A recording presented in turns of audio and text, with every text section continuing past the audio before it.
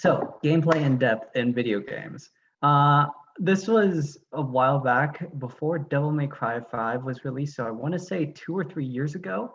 I played the demo, and then in an after-school club, I couldn't shut up about it. So I've made this presentation to talk about video game depth as a thinly veiled excuse to talk about it. So there are three important components, at least from this guy, this greasy know-it-all right here. There are three main components that I personally found from that in good gameplay systems that have depth. First one, variety. Second, intentionality. And third is freedom. I'll go into each of them, but just keep those in mind.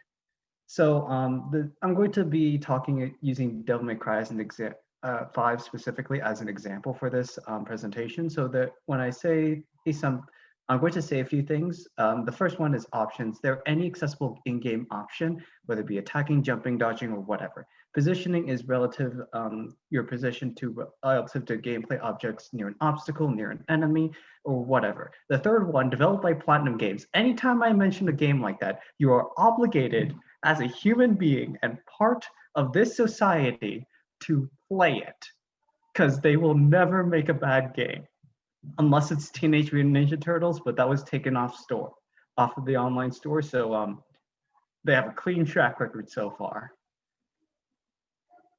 So first thing I kind of want to talk about, this kind of ties into variety. Balance. It's basically the ability to use an option and not have it be strictly worse than another option. There should be some sort of offset in between to make two options balanced in some way or equally comparable.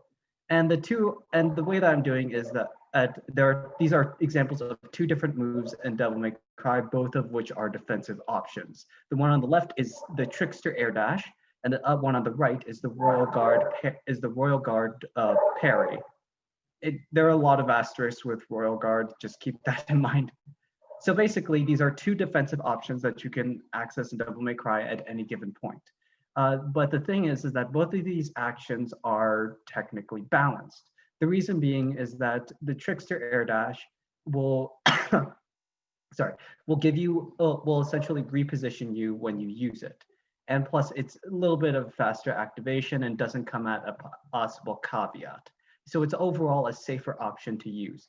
The right, on the other hand, the Royal Guard has even though it has a lot more reward, it has a lot more risk tied to it as well. There's a timing associated with Royal Guard where if you time it too late, you will get hit by the attack, but time it too early, and then you get meter taken away from your super gauge. I'm not sure if any of you have played Devil May Cry, but just know that it's basically the risk-reward balance. This isn't the best example, but there are a ton of things that you can do with in combos and in terms of like regular gameplay that evens these out. For example, the Trickster Air Dash you can actually use to extend combos. When you knock an opponent away, enemy away, you could just Trickster Air Dash into them and then continue your combo from there. With Royal Guard, it's overall it gives you access to one of the most damaging moves in the game. So there's reward in that. So they're technically balanced, and it allows for variety because both of these options are technically equal in terms of the risk versus reward. Intentionality. This is self-explanatory. It's basically the ability to consistently use game systems whenever you desire, and not have it screw you over. So if I remember correctly, yes, this is Kingdom Hearts. So on the right is a gift from Kingdom Hearts 2 versus the super boss Lingering Will, which I have not defeated. It's a very hard boss. Give me some slack. On the left are two gifts from Kingdom Hearts 3, the latest version of the game. Now, I'm just going to pose this to all three of you. So the gift. So on the left, Kingdom Hearts 3, the top one is a big spell cast, and The bottom one is essentially a form changer, superpower or super power up. And on the left is essentially a super power up and then a big magic attack. Would anybody like to tell me what if there's a key difference between the two gifts that anyone can see?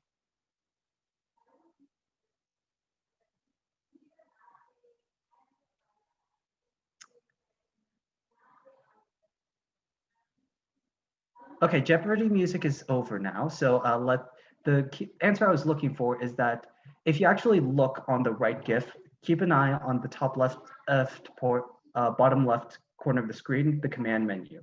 If you notice, every action is actually tied to a command on the command menu.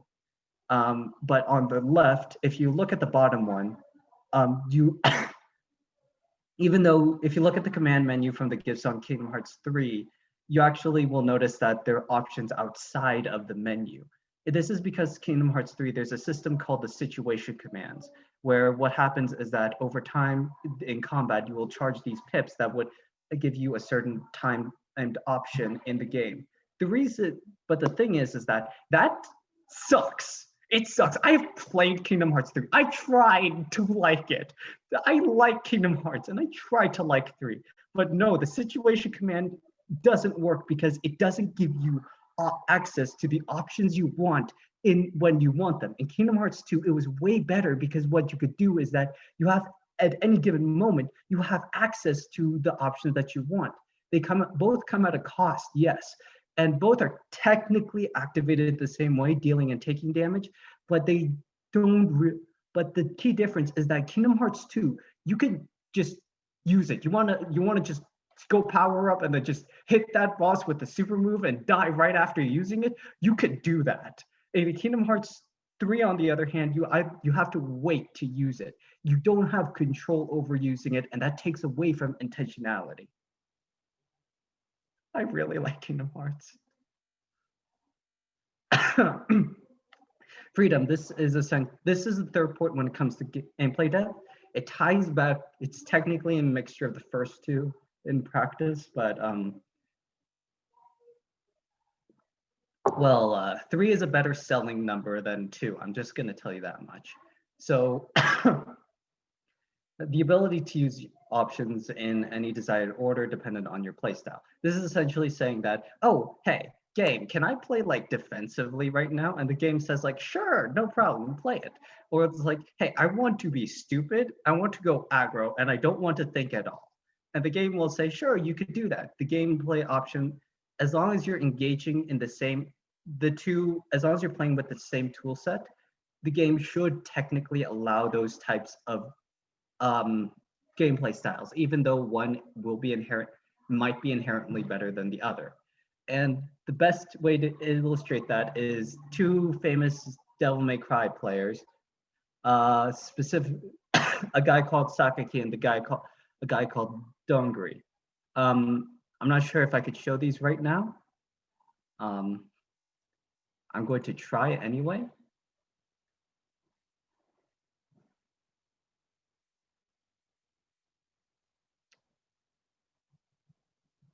So these are both against this final boss of Devil May Cry 5. So, spoiler warning for Devil May Cry 5. I'm sorry. But I understand that most of you, if not all of you, don't have any reference for what this is, but you could see that, but the whole intentionality and balance is coming into play because he's using the balance will become obvious when I show Doguri compared to Sakaki. But basically, if you look, a lot of what he's doing is that he's using these tools in different ways that you probably wouldn't want to use. If you like earlier, he trickster dashed to get a positional advantage. He's using a lot of attacks to position himself at an advantageous situation. He's essentially applying pressure to the boss and maintaining a very high level of aggression. There's almost no downtime for the boss to sort of like counterattack, aside from HP gates that would trigger the next phase. He's very much if he's doing as much as reading a computer as what you could do, just like predicting every action that he's going to do with the appropriate response. And he's doing it, he's sort of, this is sort of what I'm taught. This is sort of the best part of intentionality. This is what intentionality should look like. There's almost never a downbeat in his gameplay. He's always doing something, preparing for something, trying to punish something, going for something. He has complete control over what his character can do, and he's using all those tools to maintain a high level of aggression. And he's taunting the boss. Devil May Cry has a move that's where your character will literally taunt the boss, and the game rewards you for doing that. It's a lot. So the fight is almost over, but if there's anything I want you to grasp from this, is the concept of definitely like gameplay freedom. The game is allowing for a lot of the tools to, honestly, a lot of these tools are probably not being used how they were originally intended to, but the game is still allowing for it, because this game is all about sort of like a little bit aggressive, but it's supposed to definitely encourage a sort of action and high engagement. And I feel like Sakaki's gameplay is definitely a good example for this. Also, I just love it whenever games allow you to taunt your enemies, because it's just a cool mechanic. So I'm not sure if he ends. Oh yeah, he's ending it.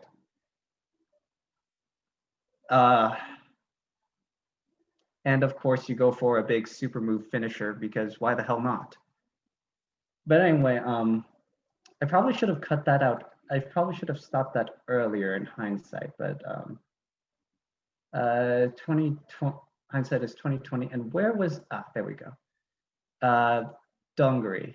So if my memory serves me right, that I don't have ad block. Don't blame me. But I'm pretty sure Dongari is much more longer. So I'm just gonna cut it short. Also, I'm skipping to gameplay. Sorry about spoilers.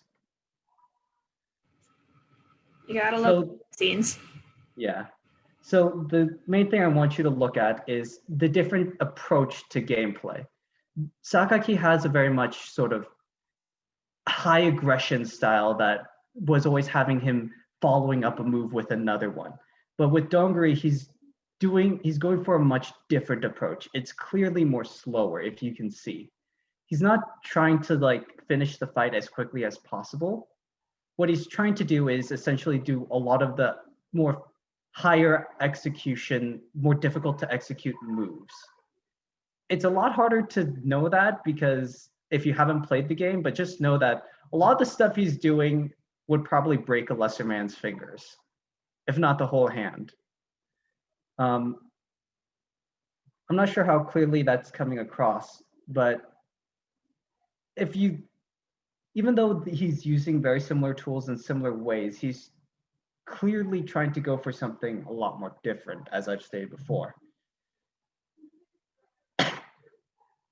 Like he's not going for long combos, but he's trying to sort of like play in a way that he's playing to the audience, essentially, where he's constantly parrying everything. He's just like, he's taunting, he's going for like impractical moves that just look cool. And it's technically playing suboptimally, but it's still playing with the same level of intentionality. And that's sort of the point I wanted to get across. And yeah, if you want to see the rest of the video, you're going to have to see it for yourself, because I am not finishing that. That is 7 minutes. No, sir. How do I make it full screen?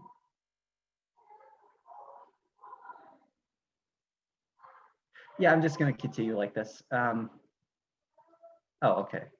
So using all these factors, I've actually thought about it, and I have concluded a game that I can definitively say probably has the most gameplay depth out of any video game on the market right now. Can anybody guess what that is? Is it a fighting game? Just surprisingly, no. Wow. I know. I tricked all of you. You thought I was only the fighting game nerd, but no. I have actually found a game that technically has, by these criteria, has more depth. Should I just do it right now? Okay. Yeah, sure. Minecraft.